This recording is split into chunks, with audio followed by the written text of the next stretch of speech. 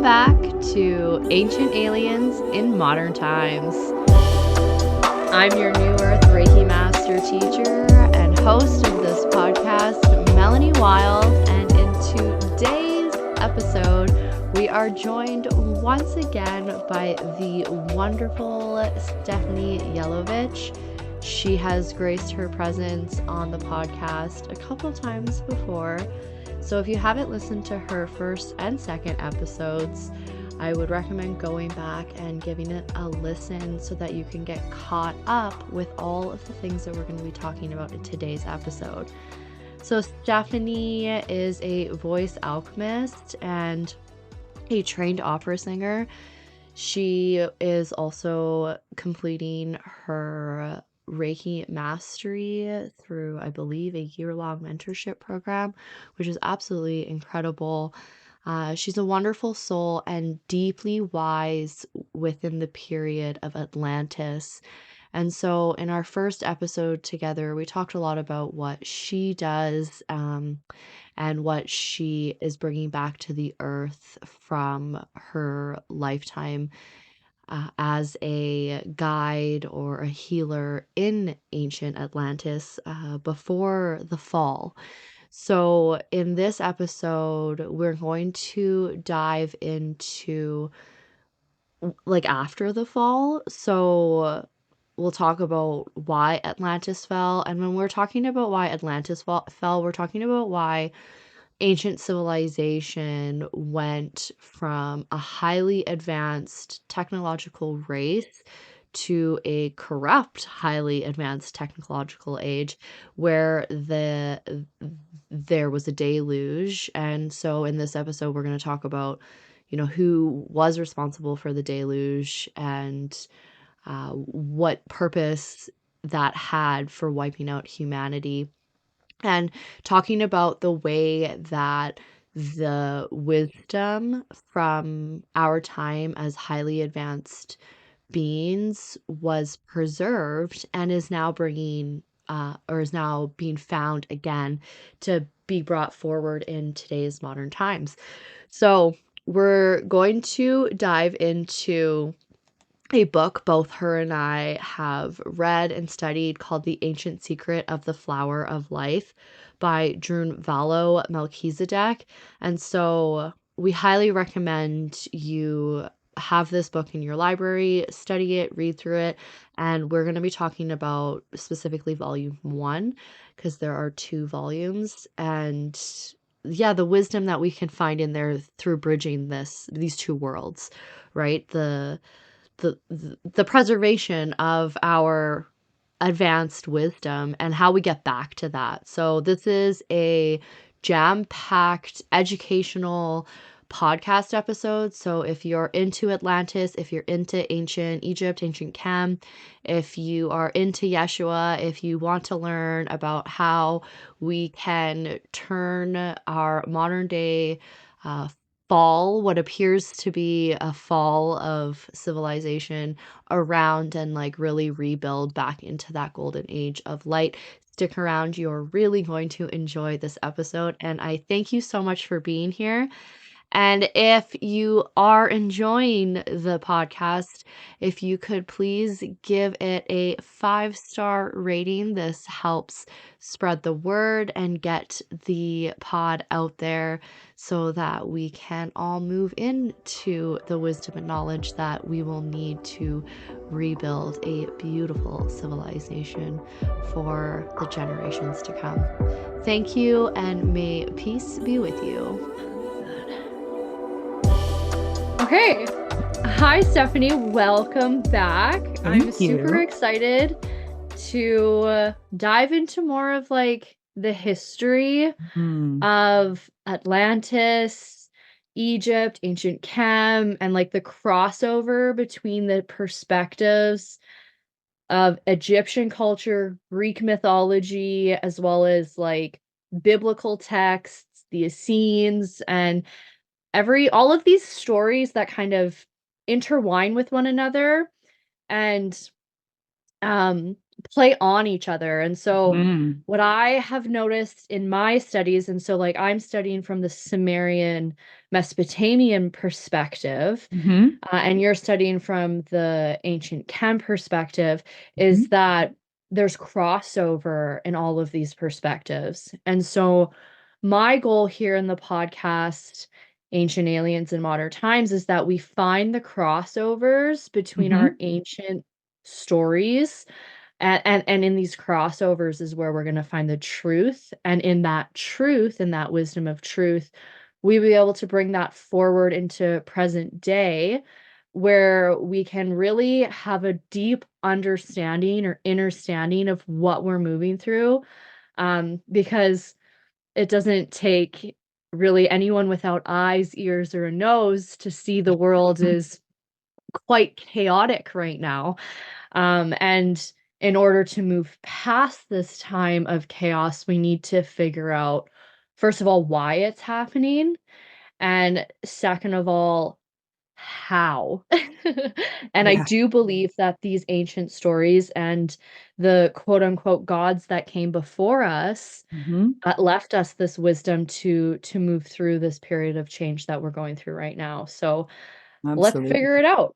So All right, welcome girl. back. Thank you. Thank you. I'm so glad to be here.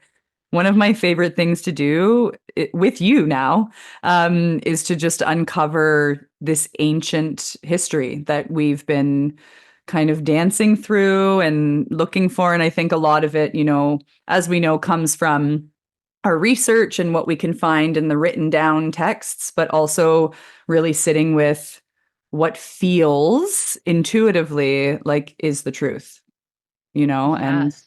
I think those two parts of research are extremely important. I don't need everything to be physical for me to believe it, personally. Yes. And I think that's a lot to do with our ancient teachings too, is Yes. that and in this book, which for the listeners, what we're going to discuss in this episode, we're going to be discussing the book, The Ancient Secret of the Flower of Life Mhm. by Drunvalo. I don't know if I'm saying his name right, Melchizedek. And so um what he speaks about here is that this um what's the word? um it's not marriage, but like the coming back together of the feminine and the masculine, Yes. right? Yeah. And how there was at one point in time in Earth's history where the Earth was run by the feminine forces, Mm. which is what you're Hmm. speaking of that inner knowing, right? Yes. That like truly trust of what is true within your own voice inside, right? That Yeah. is the feminine, the right side. And then and right now what we're moving away from or out of or witnessing the end of cycle is the Mm. masculine, Hmm. right? And so the earth has been led for, the past probably 10,000 years Hmm. um by that masculine left brain aspect of God, right? And we'll just call it God Yes. is and when we refer to God in throughout this episode, we're referring to the all creator or Yes. the existence of everything within and of itself. All that is. All that is. That's right. And Absolutely. so we do have to and the age that we're moving into, what I believe we're moving into is the balance between these two aspects Mm. of God's self, the feminine and Yes. masculine. And so we do need to read the texts, the left, Hmm. the Hmm. masculine, learn from them. And then we also have to listen and apply the right, the feminine, the intuition, Yes. to find that balance as we move into what we'll call the new earth. I completely agree. Thank you for saying that so beautifully. I feel like we see the examples of this too in those great I'm going to say sister civilizations that really are truly, truly ancient in Atlantis and Lemuria, right? And what you were speaking of was that feminine psychic connection that the Lemurians had, and the Atlanteans had more of that masculine connection. But when they work together, which didn't quite happen and work out in the way that they planned, but when we can put those two things together, that's where I feel truth really lies, and I feel like we seek in this society, and you've already said it, but we seek that physical science-based knowledge, but that's only one part of it. So let's Yes. dive into the feminine side. Okay, so starting with the feminine side, tell the Mhm. listeners who haven't listened to your first two episodes on the podcast, Sure. a little about who you are, and what you do or what you're bringing back into the earth as far Sure. as that feminine aspect goes, because I know Oof, you have a lot of that. that's big. Yes. Um, so really, really what I feel is so important for me to bring back is that inner knowing, that inner connection, that idea that we are self-masters. I really feel that through the work that I do with Reiki, which is also work that you do, but also with sound and with voice.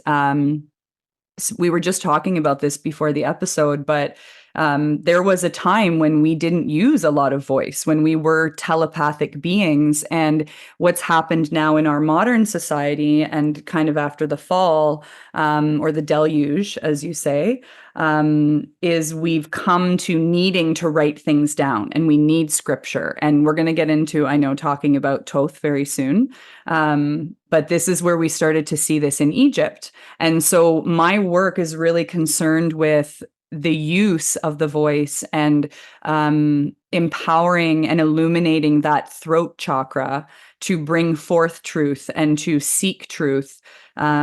Because we live in an age where truth is censored. In our own country, we have a bill that allows us to not share news on social media, which is a step towards censorship, right? And I feel that my work and my job is to be, number one, the ultimate truth teller.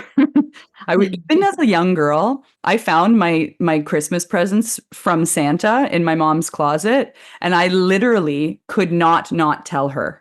I felt my conscience inside of me had to tell her that I had found my presents from Santa. So obviously, sorry if you're listening and you have kids in the room that believe in Santa. But yeah, the truth came to me kind of hard and fast, right? But my soul's blueprint needs to help others see and understand how to speak from a place of truth. And we can do that through working with energy, of course, with Reiki. But specifically, we can do that with actually using our voices. And here we are on a podcast using our voices. So I want Yeah. to encourage others, and especially women, to speak what they truly need inside, and to show each other how we can set up healthy, loving boundaries to work in community going forward. Because that is the Mhm. future, is community, is connectedness, that we are all one. We're coming Mm, back, I believe, to that.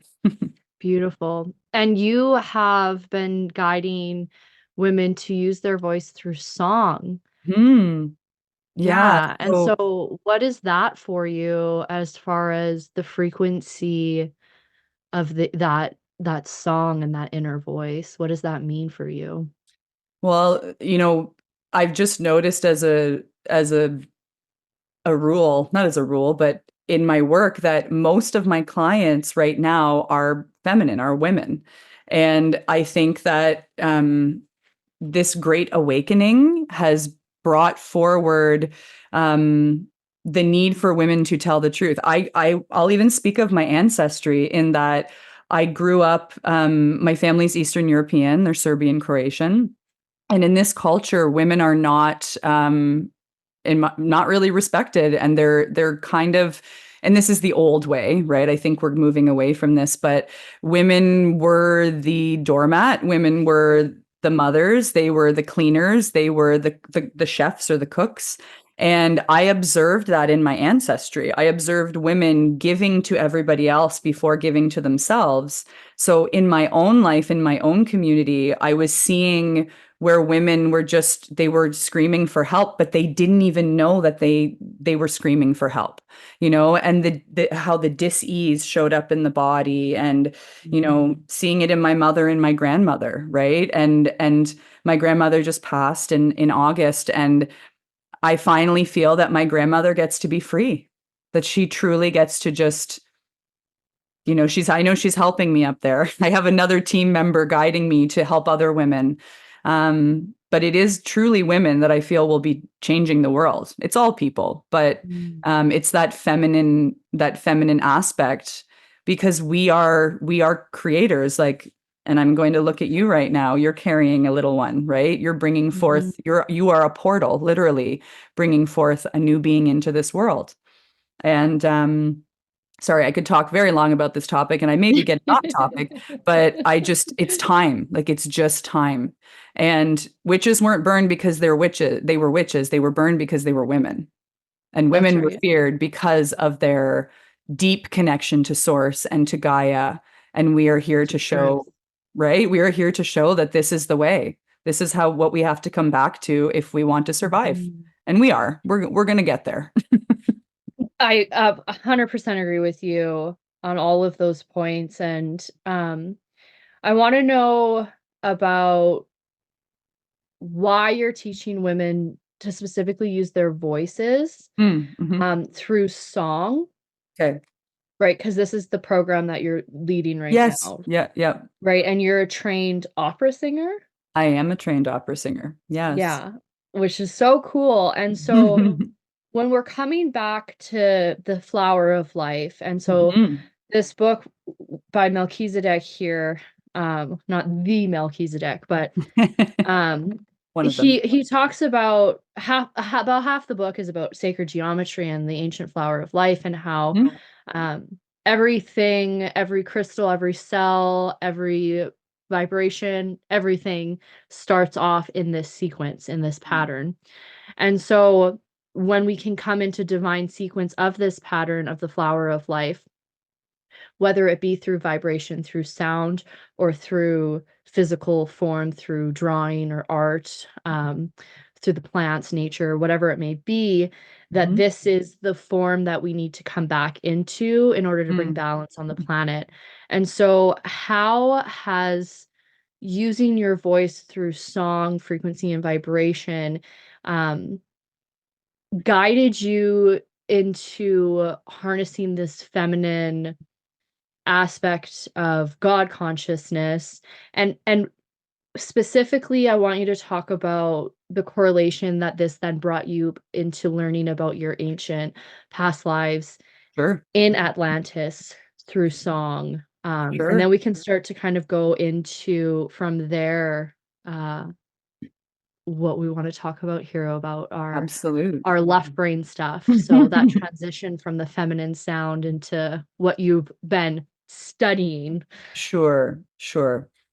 So, first and foremost, this ancient technology, so voice alchemy, I will call it, and specifically working with a group of women, the voice itself is an internal massager.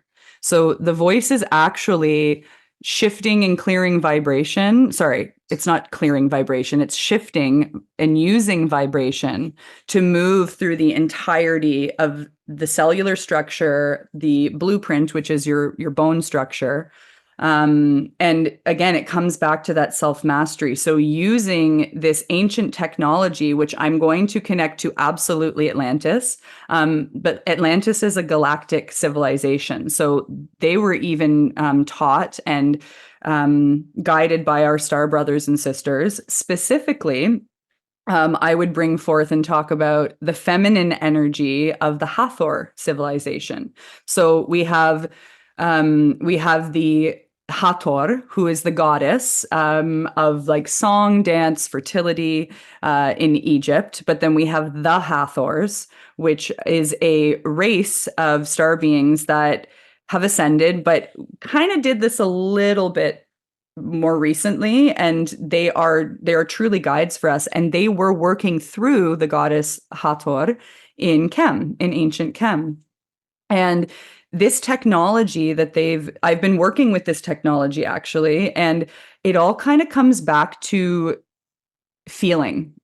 So I feel that a lot of the feminine energy, which, we know that femininity and kind of the feminine side of things is more comfortable with the feeling aspect than maybe the masculine side. And through feeling and basically giving sound to feeling. So every emotion has an actual frequency or vibration, right? So being able to bring forward these things in a sound format, and it's literally sitting with that feeling where it sits. And this is an exercise that anybody can do. Feel like choose a strong emotion, right? So the one that I chose when I tried this was betrayal. So I sat with that in my body and I asked myself where I felt that.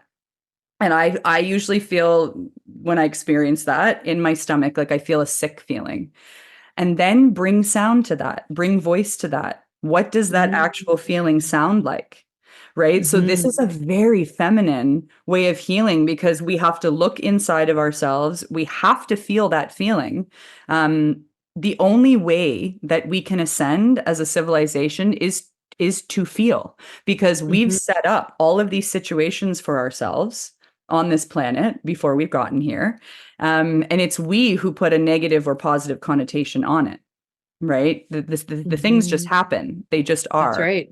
But how are we perceiving it, right? And to me, this is all a very, very feminine way of healing. And even more so, like the Hathors, excuse me, the star beings, they came through Venus through Sirius to Venus to access us here on Earth. So again, coming through the Venusian civilization, which was a very divine feminine civilization.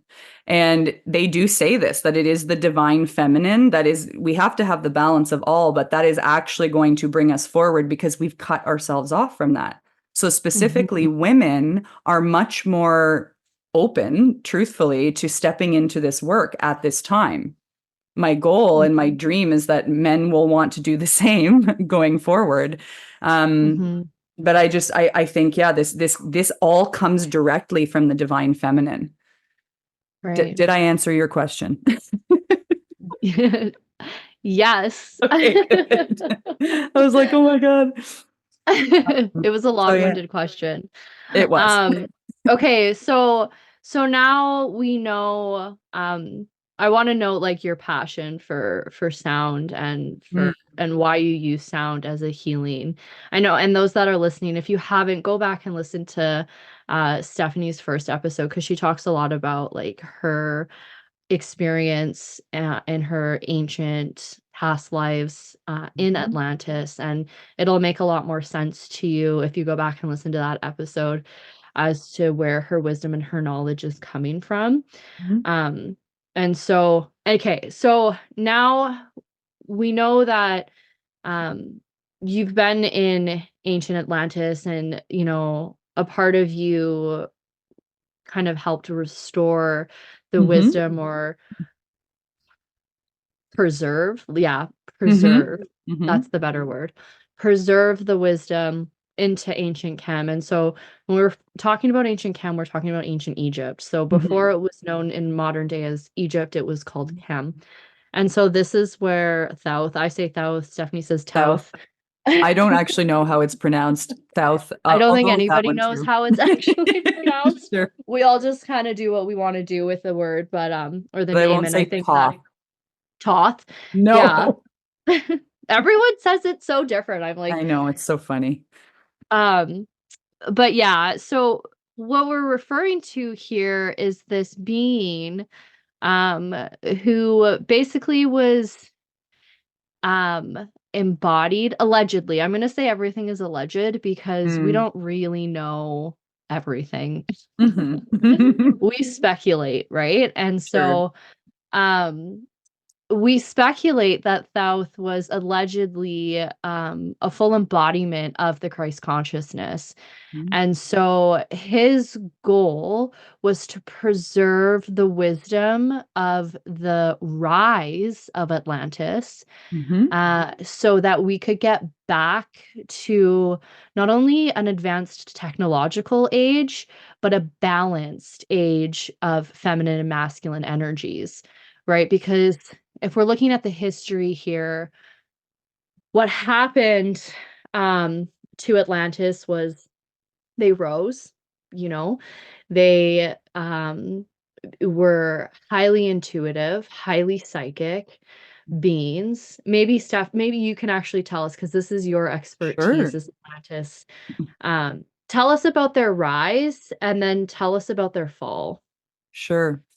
There's a lot of information there, but just going off of where you started, that, Atlantean beings were very highly evolved. So, very highly psychic, like you said. Our technology was very, very advanced. As I said before, more of a masculine civilization, but we were still working in the divine feminine. It's not actually masculine. Um, we were also very highly telepathic. And I think a key part of that is that we didn't actually write things down in Atlantis, right? We had access to all knowledge and it was for all. Like in modern times, if you pay $1,000, you can take this course and you can learn this ancient mystery school information, which yes, we have to, pay our rent. So for sure. But at the time, this wasn't the way. We could call this energy in, or this knowledge in. And at one point, we lost that ability near the end, and we thrived. We had multiple kings and queens. We had beautifully arranged cities that were, and we existed in under the law of one. So really, that's another way of talking about the Christ consciousness. And Mhm. as time has gone on, there were those that did not want the knowledge to be for all. So Mhm. they wanted to use it more for self advancement. And there were a group of magi, actually, and I do believe I mentioned this in the last episode, but and it was the same thing. They were using magic. They were keeping knowledge and hoarding it, really. And I don't know if we want to get into the Martian aspect of it I here. do. You do. Do you want to talk a little bit about that? Because I know you had some really amazing things that you were saying. Yeah, I'll play off of what you're Sure. about to say as far as the Magi go and the good versus evil forces that kind of took in Atlantis and was their ultimate demise. Mhm. So you just said it. So basically, I would, you know what, I'd rather you actually go in because I feel like I'm just going to be repeating what you just said. Okay. If you're okay Okay, with that.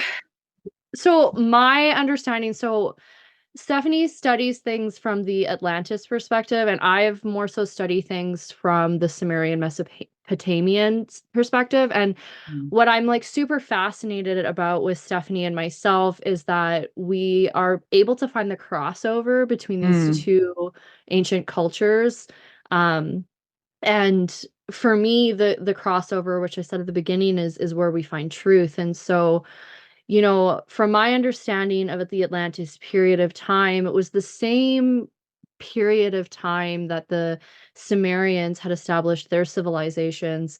Um, and this is the Anunnaki timeline that I then mm, talk about here. And so when the Atlanteans refer to the Martians, and the Martians being the quote unquote bad guys that disrupted the status quo that was happening in Atlantis, where everything was running smoothly, everyone had access to divine knowledge, everything was kosher, we'll say.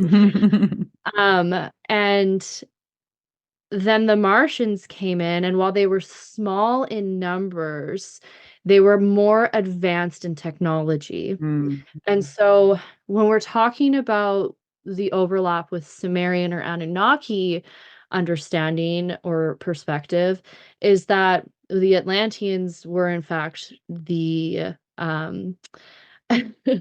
Anunnaki, which mm, from this perspective are the quote unquote bad guys.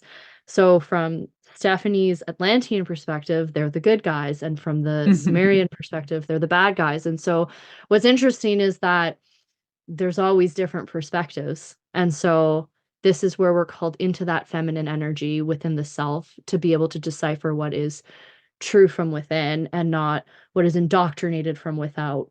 And so what we learn from the Anunnaki timeline, and you learn this from Zachariah Sitchin's work, is that the Martians, who were known in the Anunnaki perspective as the Igigi, everyone kind of says things differently. And the Igigi were actually a slave race of the Anunnaki king race. So Enlil, who is also known as Zeus, who is also known as Yahweh, the God of the Old Testament. He was in divine control, or I don't know if you call it divine, but he was in control of the earth at the time. And so what happened was the Igigi, who were his slaves on Mars, decided to revolt against the powers that be for inhumane treatment of themselves. So they had considered themselves not treated fairly. They were constantly forced to do all the manual labor under extreme circumstances where they weren't paid properly. They weren't. They were they were manipulated to do a job that they were told was going to give them riches and gold, and they didn't follow through with the riches and gold. So they revolted. And so there was this war, and it was settled amongst themselves for the time being. And then what happened was an asteroid was headed towards Earth, and they decided, and by they, I mean Enlil, the rulers of the Earth at the time, the Anunnaki ruler Enlil, he decided that he was sick of this. He was sick of their noise. And in the Bible, it says, what does it say? Oh, I can't remember exactly, but it basically says that I was the God was displeased with the noise and the complaining of the people. And so because he was annoyed, they had the technology to divert the comet asteroid that was heading towards the Earth.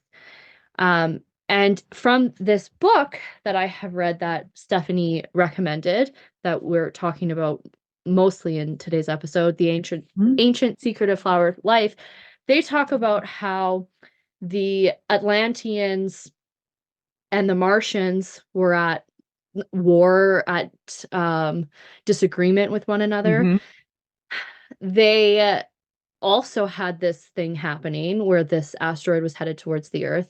The Martians, from the Atlantean perspective, said, hey, we have the technology to destroy this, and it can avoid the Earth and we can all survive.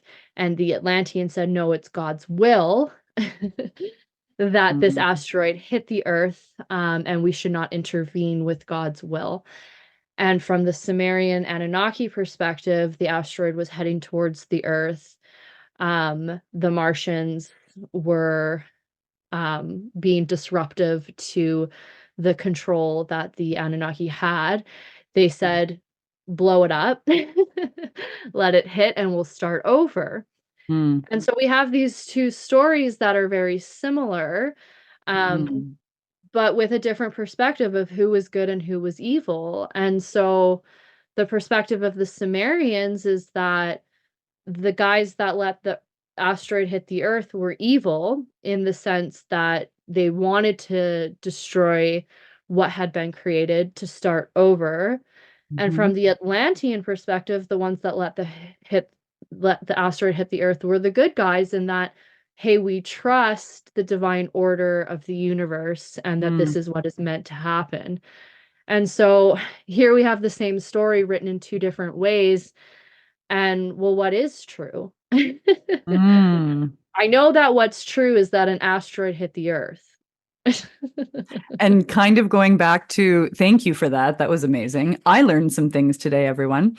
Going back to that idea of, what the Hathors teach us, Like the situation happened. It's neither good or bad, but it did happen. So it's like it's our narrative here. And from whatever narrative you're reading from, right? Like the narrative about Cleopatra is all from a Roman perspective. So they talk about her seducing Caesar, but I could go into that in a whole other podcast. But what I mean is it comes back to the narrative we put on it here, you know, That's right. and I think like, yeah, that was amazing what you just shared. But I really feel too like it's like we were talking about before, like not all Atlanteans, right? Like this And was that not like the full body didn't want this, right? It was there were those kind of rotten apples, right? in That were kind charge. of in charge and they were responsible. And yeah, and I think it still was supposed to happen because the things that we find negative are all like everything is as it's supposed to be, right? And I know that there were some that trusted that, and there were some that did not. And That's right. as you say, you know, we're talking about knowledge, like no knowledge is ever lost because if Hmm. source continues, no knowledge can ever be lost. We will pull it out of a soul or somewhere at some point, right? But it's the writing it down part, you know, that we've done. And that's Yeah. what's also confused things because of what people and men and women have written down in books that From their perspective. from their perspective that may not be true, right? Right. Right. There's three sides to every story: his, Yeah. hers, and the truth. Yeah. Yeah, bingo. Yeah, fast. Yeah. So, I mean, so we're at the deluge now, right? We're at this Mhm. flood, which is now not only has this asteroid hit the Earth and completely wiped an entire civilization off of the Earth, with the exception of a few who prepared Mhm. and were able to survive it. You know, Noah, Zia Sutra, Yep. Thoth, Yep. like, different beings that we'll call gods. Mhm. Uh, were able to survive it and then reestablish a new civilization. Yes. But we're at this point in time here where the earth is completely flooded. And Mhm. now, what is so Thoth? What does he do? Like, what is his goal Mm. here? And I want to talk about him as the Christ consciousness. And what does Christ consciousness even mean? What does that even mean? Sure. Yeah. Well, and I think it's important to note too, like I think I read in this awesome book that we're discussing that he had to Mhm. wait a little bit of time before, you know, they just started to rebuild, right? You don't just go through chaos and then the next day you're like, do, we're just gonna fix everything.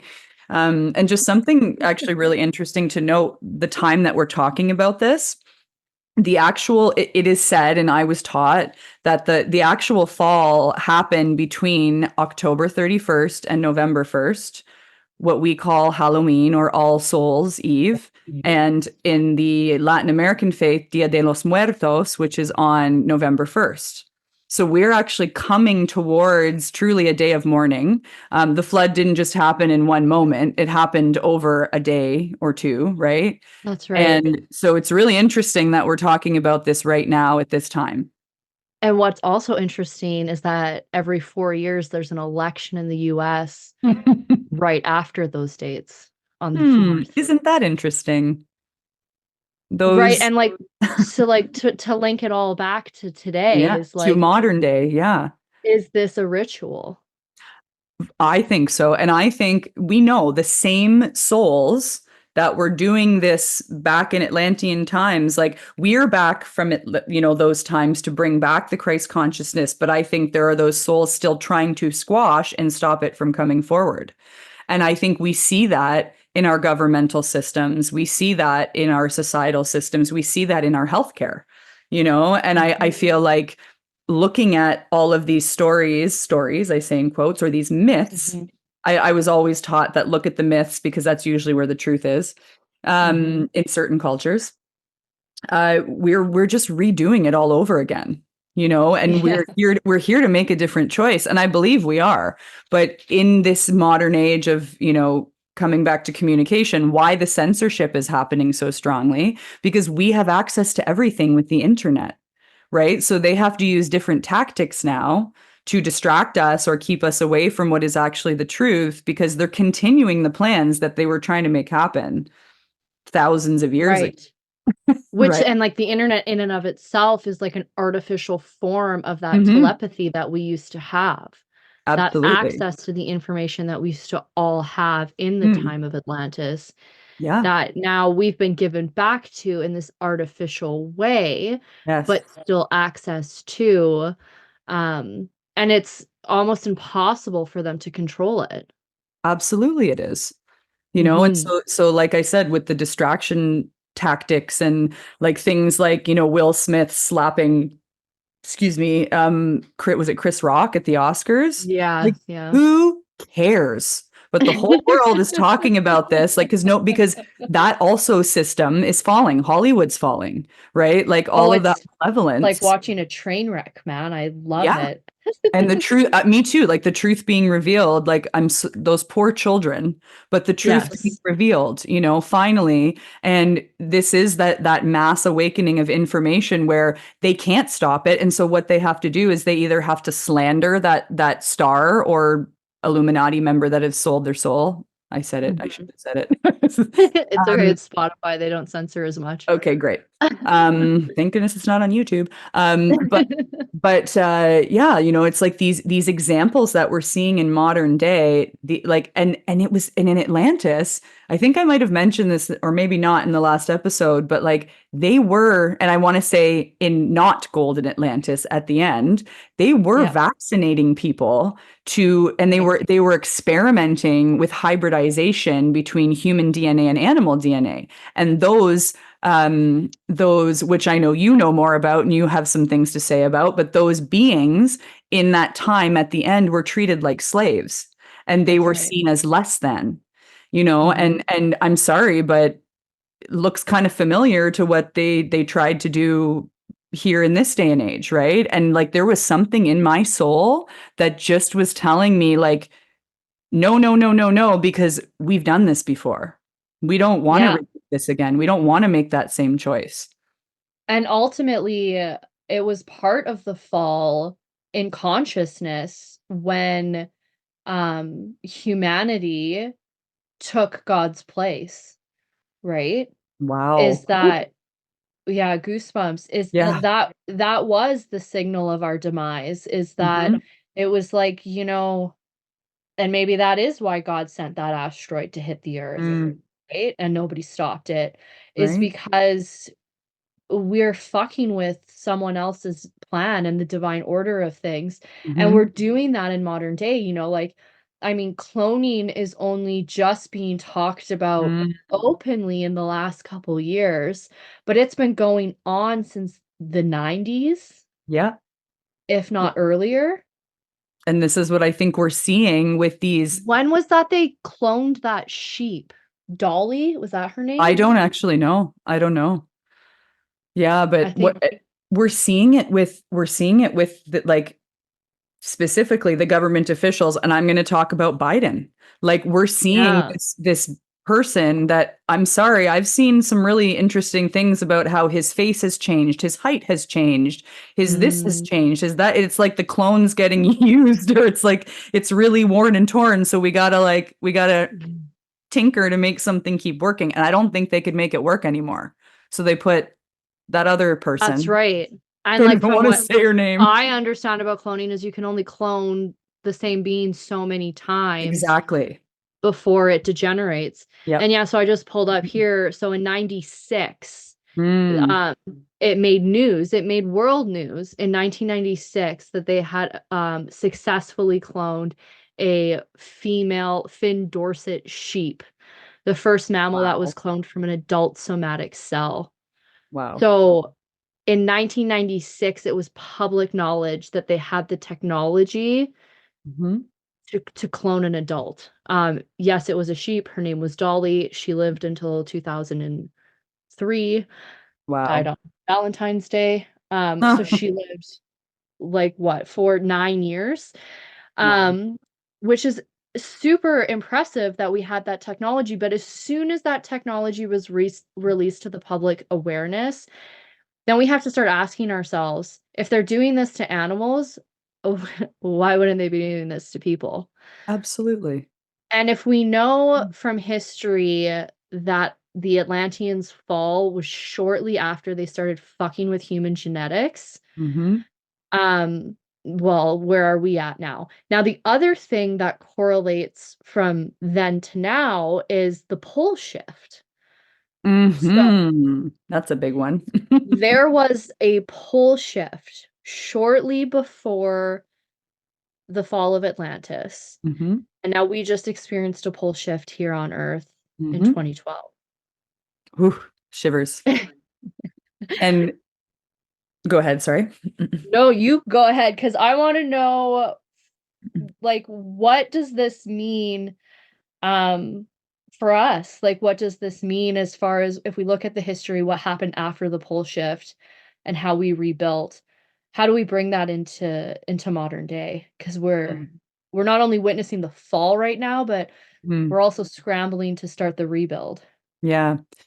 I think we have to look at the chaos, like we have the calm before the storm, but then we also have, there has to be, well, not has to be, but there usually is a form of chaos that happens before the calm, and I feel that this chaos that we're in right now is it's horrendous, and there are people being treated and mistreated so horribly, but it's almost as if that chaos has to happen, which has seemed to have happened every time the poles have shifted Mhm. before we can even just have like a lull or space before we rebuild. So for me, that's almost like, not that the chaos is comforting. That's a really weird sentence to say. But knowing that what's actually happening is going to be, we're on the upswing is what I'm saying, is we that took me a long time to say, It's a but necessary part of the cycle. it's a necessary part of the cycle. And if we look at the cosmic year, which is 26,000 years, right? Like we look into what our star brothers and sisters would call a year. It's 26,000 years on Earth. So, Wow. we have a lot, like we have shorter lifespans as human beings, unless we learn how to be immortal. We'll get into that later. Um, but I think that it's going to take some time. It's going to take some time to do this rebuild and to have that space. But I know you probably have some things to relate to this, and we have proof of this too. In our ancient, not technology, our ancient sites of the poles Right. shifting. One being, and one of the really interesting pieces of evidence is the zodiac wheel that was found at Dendera, the Temple of Mhm. Dendera in Egypt. And it actually shows, well, we know that with this pole shift and with kind of how I'm going to say our year has been manipulated, we used to have 13 months with even, I think it was 28 days per month, Yeah.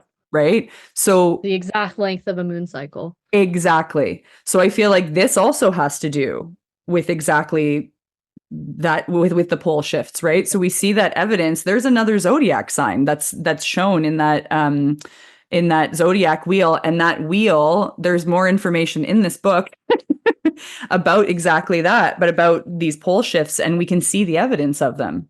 And I think you said to me that Toth Mhm. has lived through five, you said, five pole shifts? 5. Wow. 5 pole shifts. Yeah. So yeah, And he's so been. and in the pole shift, it says here that, he witnessed the sun rise in the west and set in the east, Mhm. And that's right? also noted and spoken about in Chem. It's in the Oh, temple okay, walls. interesting. Yeah, it's in the Okay, temple so walls. let's go to chem. Let's go Sure, because I know sure. you wanted to talk about, Akhenaten. Yeah, Am I saying his Akhenaten. name? Yeah, yeah. Akhenaten. So this pharaoh, he's a mystery to a lot of people because a lot changed when he became ruler of Egypt. So basically, his markers, number one, He removed the polytheistic system of having multiple gods and goddesses, or natures, as they were described.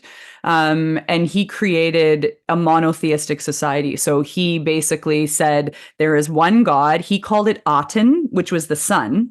And so Yeah. his name was originally, if I think it was Amenhotep, and he changed it to Akhenaten.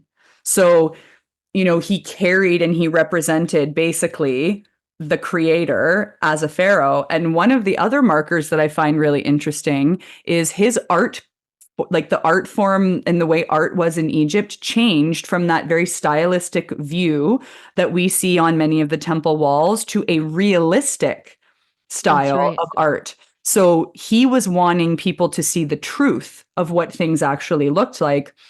So he actually moved the capital to Amarna, which is what it was called before, and they've done excavation and discovery. I actually found the website. You can check it out online. I don't have the address here, but I can give it to you afterwards. And you can Yeah, we'll put actually, it in the show notes. sure, yeah, you can actually view the research that's being done at this temple right now, and what they've discovered. And there were multiple gardens where people could go and receive sun healing. Of course, sound healing was involved, but he developed very specifically mystery schools. So he developed the Mhm. Akhenaten Mystery School of the Law of One. That's what it was called. And the symbol that represented this mystery school was the eye. This is The not the left right eye. direction. It might be actually right on. I have Egyptian pillows. My whole room is an homage to Egypt, my room. So it may be the proper way on Zoom. Well, they won't see it when they're listening, but this particular eye was the representation of the mystery schools. And what he did, he taught, I think was it 300? It says in the book, but 300 women mostly who Into were, immortality. yes, he taught them how to be immortal. And immortality does not mean living forever in one body. It means that when the body expires, the consciousness stays intact. So Right. as you transfer forward in your evolution, you don't forget who you were in your past life. You continue on. And this is spoken about, in the Essene community. And this is also Yes. spoken about in that beautiful book, Anna, Grandmother of Jesus, that Mhm. they learned to do exactly this. And so Mhm. what he was doing was basically creating a group of immortals who also understood and could bring in the Christ consciousness. When he did this, and what I love is that we think that and what he mentions here is that Thoth actually convinced the pharaoh that came before Akhenaten, to basically allow a foreign pharaoh outside of the bloodline to become pharaoh. So I laugh in the book. He says maybe like Thoth floated or levitated in front of him to convince him. Yeah. He did, and the whole point of this was to bring back the law of one, or the Christ consciousness, and to imprint the blueprint of that into the Akashic records. For me, that was an extraordinary piece of information to come upon, because it connected Yeshua, the Mhm. Essenes, it connected Chem, it connected Atlantis. And then I finally understood what Akhenaten's role was. Also, if you look at Akhenaten, that man was not human. That man, his No. face, like he is a Syrian being. He had a very elongated face with an elongated skull because, as I mentioned in the last episode, Atlanteans had elongated skulls. So the causal chakra was actually in the head, a little bit behind and back for us. Um, but he was, Which and is then why they wore those the like crown type yes, the pharaoh's crown, headdresses. which has the big elongated skull, That's it was literally to yeah. accommodate their heads. Egyptology has a whole explanation of it, right? And Mhm. you can see in like when I went to the Cairo Museum, you can see depictions as well of King Tutankhamun and Akhenaten as a young child, and they all had elongated skulls. And he like this one statue in the book, the photo, Yes, he's got like almost a feminine form, like yes, juicy hips. yeah, and Yeah. like a saggy, fluffy belly. Yep. Um, Yep. and narrow waist. It's not like that typical Sumerian long white bearded, Yes, super ripped man. exactly. It's much more effeminate Mhm. in presentation. Yep. And the elongated heads, man, in and that of I itself. know. I know. Yeah. And it also So says that Akhenaten was 14 and a half feet tall, exactly. And I think right? that's the size of the statue because the statue they depict I actually saw in the Cairo Museum, and it's 14 feet tall. It's huge. Yeah. So it's a So legit and his art was all realism. So what that's you're right. seeing in that period is exactly what it looked like in real life. Right. Yeah, and I know, and then, like, in what they try to tell us in our indoctrination schools today is that it was a representation of their Mm-mm. power, but it's Right? actually that's not true. No, Like, that's that's literally actually what he how looked like. and I think they just don't want us to know that there were beings from a Sure. different planet that were guiding humanity after the fall. Exactly. Exactly. Right. And even looking at Nefertiti, right, who was his wife, Mhm. she ruled Egypt after him because and then for a little bit ruled Egypt through so when King Tutankhamun came forward, and this is the most famous pharaoh because they found his tomb intact, right? So all of these treasures were there for people to see. We have his death mask, it's very clear. But it is actually said that King Tutankhamun or Nefertiti was ruling Egypt through King Tutankhamun. He was an 18-year-old boy. He didn't want to be pharaoh. And that's even spoken about in other books, right? So I believe that I don't think her tomb will ever be found. I think that she actually, because she was also a star being, I think that she was actually continuing that work after Akhenaten and doing it through her son in the best way that she could. So again, Right. she's another one that people are so fascinated with, and look at how she's depicted. She's depicted very realistically, especially in that bust that we found of her that's very famous, right? Yeah, and so they well, okay, so Akhenaten creates this mystery school, Yes. right? Where his goal here is to teach people the form of how to become immortal in their consciousness, Mhm. right? Not in their physical form, Yes. but in their consciousness. Because when we like in that sense, all of us are immortal, right? We all live Absolutely. forever. Yeah. Now, the problem here and what he's defining as immortality, and that is different from us, is that when we transfer forms, we lose our You memory. wipe. Yeah. Totally wipe clean, and it's like a redo. Yep. Now you can get into conspiracy theories about why that is. Mhm.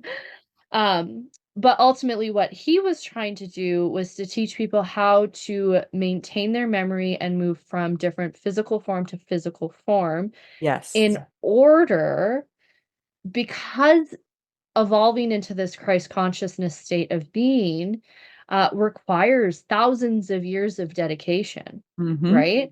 And Mhm. so, in order to evolve into this state, this frequency, we had to not lose our memory. Yes. So, this is what he was teaching in his mystery schools, yes? Yes, absolutely.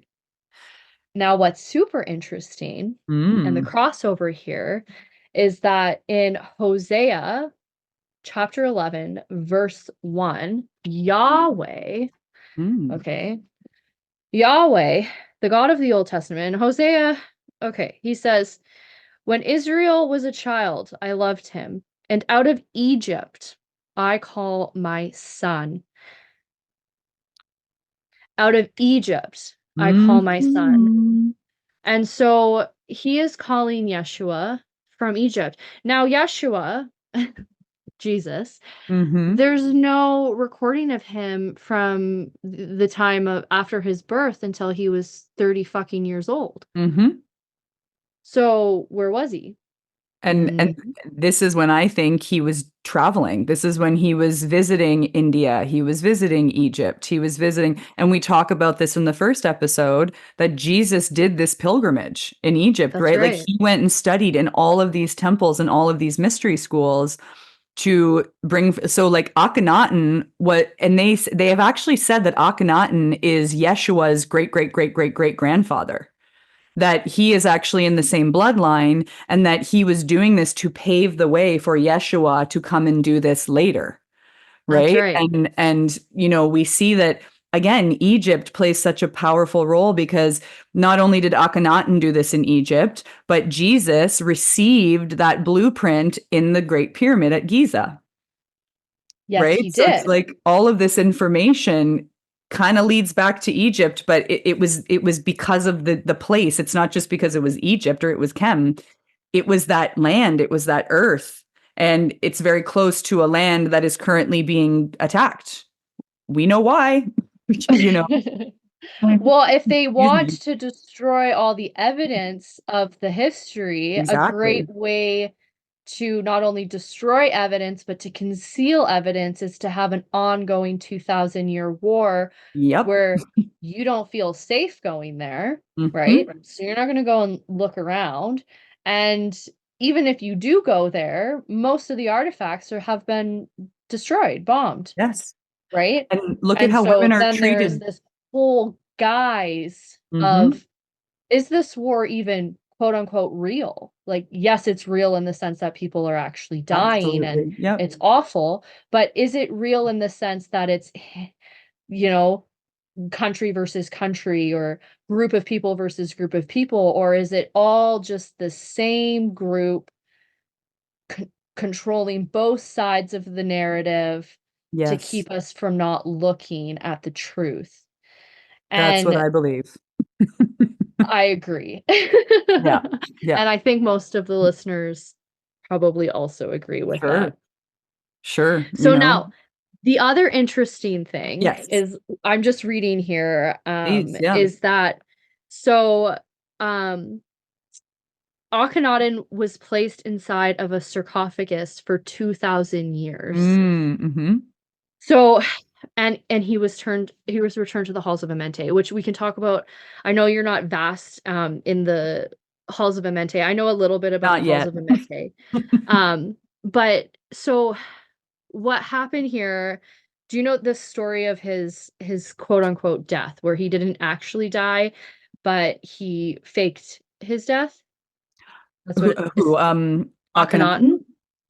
To be Yeah. honest, I'm not, and I don't remember, to be honest. Okay, well, But if I you do, find tell this, us. well, it's just super fascinating because I'm just in the Yeah. book here, Yeah.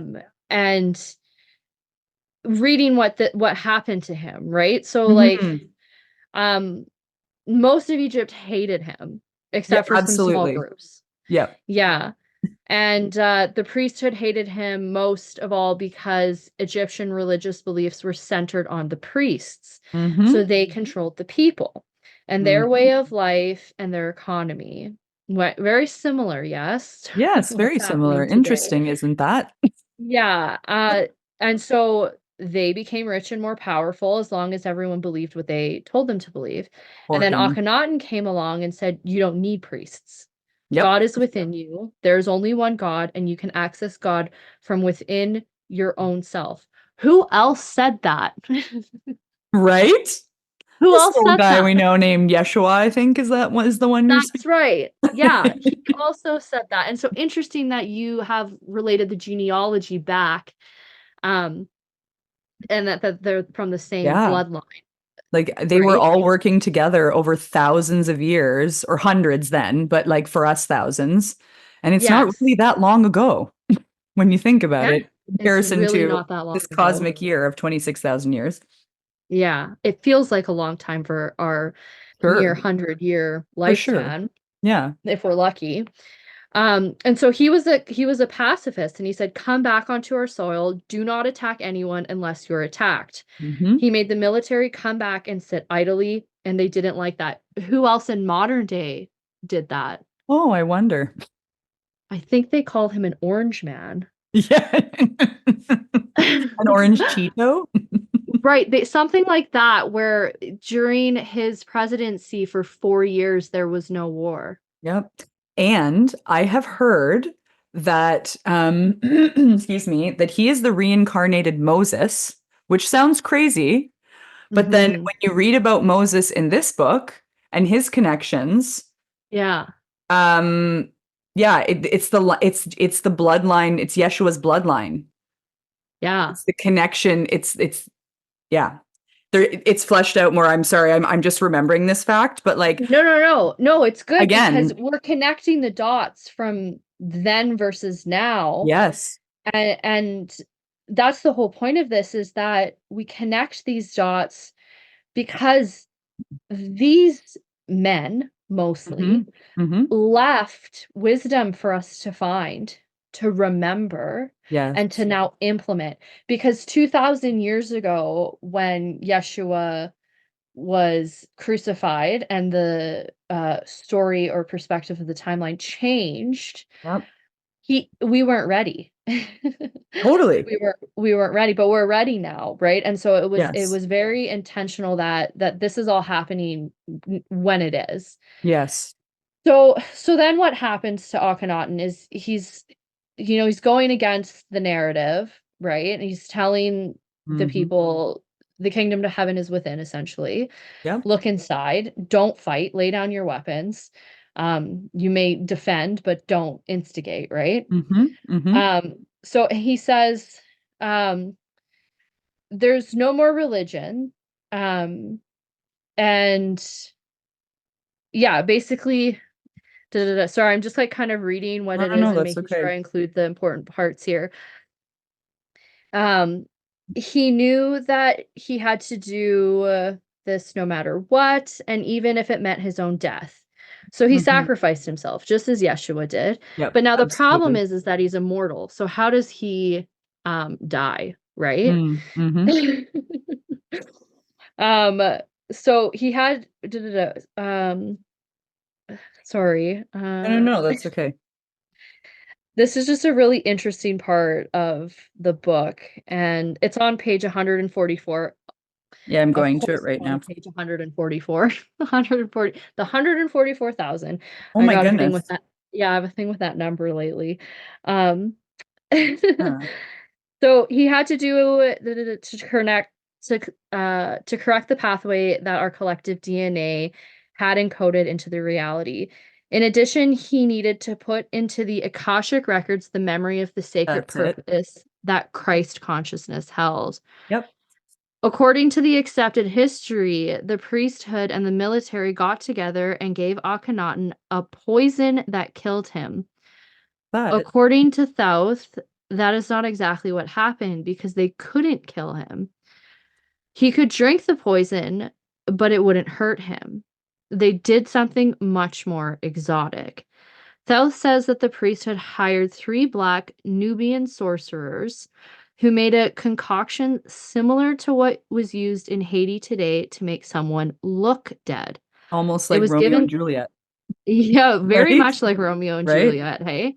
It was given to Akhenaten at a public meeting called by the priesthood and the military. After Akhenaten drank the liquid, all life signs appeared to stop. As soon as the royal doctor pronounced him dead, they rushed him off to a special room where they had a sarcophagus waiting. They placed him in the sarcophagus, put on the lid with a magical seal, and buried it in a hidden place. Hmm. Thou said that Akhenaten had to wait inside the sarcophagus for almost 2,000 years before a piece of the seal broke away and the magic was broken. He then returned to the halls of Amente. This was not a problem for Akhenaten. Thou said that to an immortal being like Akhenaten, it was more like a nap. So they used smoke and mirrors Yep. to dethrone him, Mm. right? Distractions, right? Look over here while we're doing this over there. Where they created an illusion Yes. of what our initial sight perceives as truth, Death. Yep. death. He appears dead.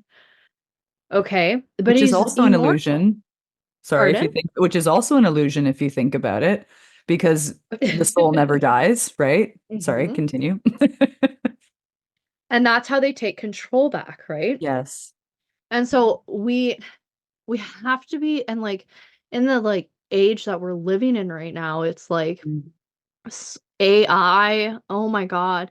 Yeah. And people falling for these AI videos, and it's like, it's not obvious, but it is. Yes. Yes. And so I think this like bit of information is really important for us to digest, is that we can be deceived so easily, Mhm. right? And not one person listening to this, not one person, not myself, not you, nobody on the earth is above being deceived, No, I right? agree. And I totally and agree. so we have to be so mindful of what is presented to us as truth, from either Yes. perspective. No matter where you find yourself in the narrative of good versus evil, what you deem good, what you deem evil, Mhm. just know that you're probably wrong. Yeah, yeah, yeah. But then it comes back to that theme that we've had weaving through this whole episode of like that feminine intuition, right? So like what is truth? But That's right. sure, truth is a thing, but what is your truth? Like what actually resonates? And this is where I think we're cut off from, right? Like I know this is my truth, right? But it may not be someone Mhm. beside me's truth. But, it either happened or it didn't, and so, yeah, here we are. Here we Here we are. are. And I really think there's an important part of this situation in that he knew it was going to fail, like the Atlanteans. They knew it was going to fall. They prepared. They had measures put in place. The crystal skulls were taken and they were saved and they were, spread throughout the earth and like all the knowledge is there. Nothing's lost. It's all we just have to find it again. That's all. But it Yeah. was supposed to fail for a reason. Like there's a actually, just side note, a really cool fact. My singing teacher is like, I call her the Robert Langdon of opera, in that she did this research to discover that there's a whole period of opera that is totally and completely not acknowledged. And it's called the Scapigliatura period, which means dirty or disheveled. And this composer, Boito is his name, wrote an opera called Mephistopheles, which we know is the story of Faust. So, selling your soul to the devil for something, etc. It was very scandalous. Women fainted because, the devil actually throws the globe on the ground. But it was literally made this way to fail, so people paid attention to it. We wouldn't have paid Mm. attention if it was successful.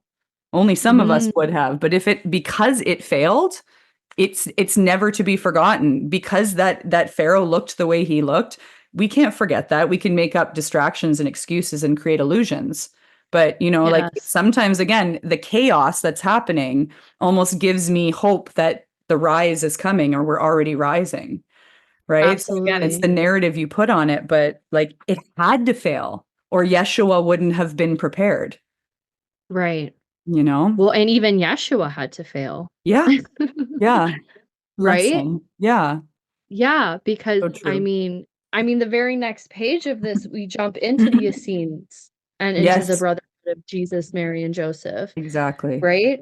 So it literally takes us from what you and I have been connecting, Mhm. um, right to the chronological order of the way things Yes. happened. Yep. And so now the Essenes, so Akhenaten was gone, the 300 immortal Yes. Egyptians that he trained, Mhm. um, joined the Tat Brotherhood and waited from roughly 1350 BC to 500 BC. Again, So the that's like waiting. almost 1,000 years. Yep. Yep. Um, at which is about 850 years, Mhm. or sorry, it's about 850 years Yep. that they waited. And Mhm. then they migrated to a place called Mazada, Israel, and formed the Essene Brotherhood. So the Essene Brotherhood was literally formed from the 300 Egyptian immortals that Exactly. trained under Akhenaten, which is amazing to me, Me too. because this is brand new information for me as someone who's been Mhm. studying the Essenes, and my understanding of their creation was they created themselves as a breakaway community Mhm. from the Jewish, um religion, and they masqueraded themselves as Jewish in order to not be prosecuted, Sure. but they Mhm. weren't. And so they ultimately, but they had all this access to this like wisdom and knowledge. Yes. And they were, and it's recorded that they knew how to, right, and Jesus's immaculate conception. It was, Mhm. not immaculate at all, but like an actual form of conception that Mhm. was well recorded and documented, that many people, they called it light conception, Yep. Or could produce. interdimensional lovemaking, as he says That's earlier in the right. book. I love that.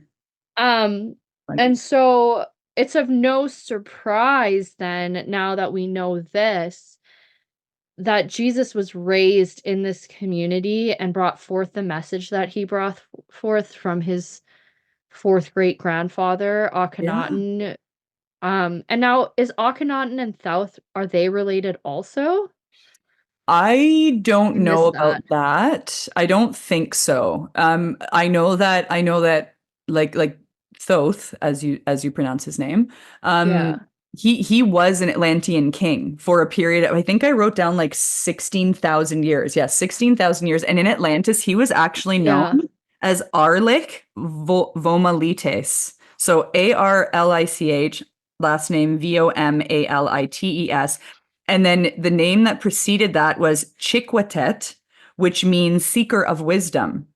So I believe that Toth was like, I think he was paving the way for what Yeah. he knew would be. I don't think they were related unless I'm wrong and there's something I've missed. Yeah, if someone's listening and they know the answer to that Yeah, question, probably. So feel free to yeah, reach out and tell us.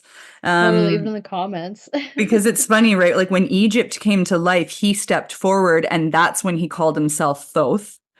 And then um when Egypt died, he ended up transferring and moving himself to Greece, which is where he took the teachings to build another ancient civilization. And he actually taught Pythagoras. He took him underneath the Great Pyramid and he showed him geometries and like what truly reality was. The But flower of life. Pythagoras got the credit, and then he changed his name to Hermes. And can you say the last Trismegistus. name? Thank you. Trismegistus. I'm good with Hmm. languages, but I couldn't do that one. The thrice born, Yes, right? So he was shifting his name, but he was alive the whole time. which is an interesting name to take on. The Yeah. thrice born. Yeah. Was this his third incarnation on the Yeah. earth? And he's often called other people call him three. Sometimes Yep. it's just like um but yeah, I find that so fascinating. And then because he was in Egypt, right? He was known as the scribe because he started to write everything down there, That's because we right. didn't have that telepathic capability anymore. Knowledge wasn't, we couldn't just pull it from source anymore. He had to put it Hmm. down somewhere. But that's He where the needed to things started preserve it. getting shifted, right? And started not going so well. And like going back to that interdimensional lovemaking too, I and Tia, who later were connected to the Akhenaten royal family, I was like the grand vizier, basically. He preceded them and he ruled when, like, he supported King Tutankhamun when he ruled, and they started in Lemuria. They were learning, basically it was tantra is what they were really figuring out. But they actually taught people on the island of Lemuria right before it fell or before it sank. So this is Yeah. even more ancient, right? That they Right. brought this all the way through. And I was actually in his tomb in Egypt, in Ai's tomb. Very, very interesting energy. He was so magical, like such an interesting energy, and really crazy. We did a sound healing in that tomb, and there was a jinn. Like there was an energy. I was singing, and I remember feeling kind of like, oh, this is weird, and I felt something touch me, and I was like, what is going on? And then shortly thereafter, our retreat leader ended the ceremony. Sorry, this is like a random side note, but he ended the ceremony and then it felt abrupt to me, but I didn't say anything. We went outside and we did this in the dark as well in this tomb, which is pretty trippy. We That's went super outside trippy. and we had a conversation, and Stuart said there was a jinn in the space and he was trying to intersect what you were doing here. It was weird. So it's like I know I've been there before, and I think there was interference. My throat is getting funny too as I'm talking about this, so there's confirmation, right? So like this I is want to so go. ancient. We're going, girl. Let's start a retreat. Let's go. Yeah. I want to do a whole pilgrimage, Egypt, Israel, like across East Asia, like up through Japan, because there's also allegedly a Yes. burial site of Jesus on the Mm, north of the island in Japan, fascinating. in a town called Shingo. Wow. And I want to follow his steps, right? Yes. But I Yes. feel like that would be like a year-long Stay pilgrimage. tuned for Melanie's 1 year, $3,000, $30,000 retreat. I'll open up a GoFundMe page. Yeah. Let's all Hilarious. go and fuck around and find out. To the Middle East. Yeah. Oh Sounds. man. But yeah, it like I think what we're seeing is these really ancient connections repeating themselves, but also Mhm. this goal that we've still had from these ancient times to bring back these teachings and this information and show people that like we've done it before, you know, Yeah. and we can do it again. We gotta Yes. just get it together. Yeah, and I think the ultimate way into doing that is we gotta really learn how to value the right hemisphere, the feminine aspect, Yes. as much as we have valued the left and the Hmm. masculine. Hmm. And I think that shift in consciousness is happening.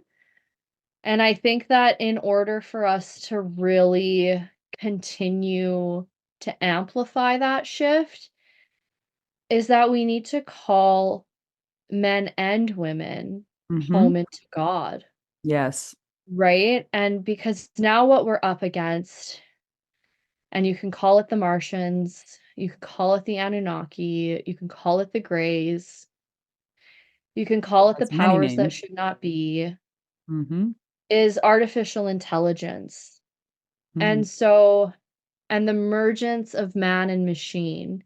mm, And so while it's alluring to put a chip in your body and have access to the internet through your mind consciousness, because it's easy, right? It's quick, and yeah. we've Yeah. been trained over the last 100 years, if not even 20 years, that convenience, that instant gratification, is what we need, and that's just not true. Mm-mm. And I think that if we can help guide people home to God, and then through that connection, through their heart space, they'll realize that they already and have always had access to the entire internet worth of information, like, Absolutely. we have that encoded within us. Mhm. My baby's kicking as I say that in my belly. Hey. Um, Thanks, little one. as as we come home to God, and it makes me emotional, it's like, Mhm. that's what we need to do, Yeah. um, because that's how we win this, that's how we evolve, that's how we move Yes. forward, and we must resist the devil's temptations. Mhm. um, and actively practice meditation. And meditation doesn't, I know people get like so overwhelmed with meditation that are new to it. They're like, I don't know how to just sit there and be quiet. That's not what it is. Mm. Um, you can meditate when you're walking through the woods. Mhm. You can meditate in your car in rush hour traffic. Breath What work. meditation is a coming home to God. It's Yes. just like taking a deep breath, settling into your heart, and saying, "I accept what is. Thank you." Wow. That was really beautiful. Thank you for that. And Thank you. oh my goodness, my honor. I just feel like, yeah, I don't really know. I just want to put a period and an exclamation mark in that. Yeah, and so for you listening, the best way we move into the new earth is just love. Yeah. Be in your heart. Know that no matter how big, how small, like, everything can seem to be at that moment, Mm, it's all divine. The darkness comes so we can put our roots into it, so we can yes, grow to the heights that we must, and, I'm really grateful that you were here today, Stephanie. I think we're gonna wrap it up here. I'm absolutely. sure you'll be back. I'm like, we just need to, like, I make this a think we started a series, girl. yeah, just make this a joint effort Yeah. podcast. Like, "Would you like to be my co-host?" Seeking knowledge since 1987 or thousands and millions of years ago. Yeah, it's 4 billion Yeah, BC. right? Well, honestly, I'm so grateful for this opportunity and very truthfully, so thankful to be able to nerd out and seek knowledge with another like-minded soul who, is doing really beautiful work on this planet. Thank you for everything you do and who you are. And yeah, let's keep changing the world for the better. Thank you so much for being here, Stephanie. And for those listening, I will put all of her contact information in the show notes so you can reach out and work with her. If you are a woman and want to join her sound alchemy courses, I know she's hosting them both online and in person. So thank you for being here, and we'll talk soon. Thanks, Melanie. I hope you enjoyed the episode with Stephanie and myself. Please, if you can and you did, give the podcast a 5-star rating here on Spotify.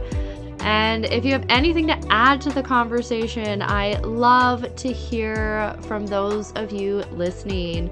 So please leave your comments in the comment box below, as well if you have any ideas that you would like us to talk about in the next episodes coming forward, or if there's any special guests you would like me to have on. I love engaging with you all, and I hope you have a wonderful rest of your day, and may peace be with you.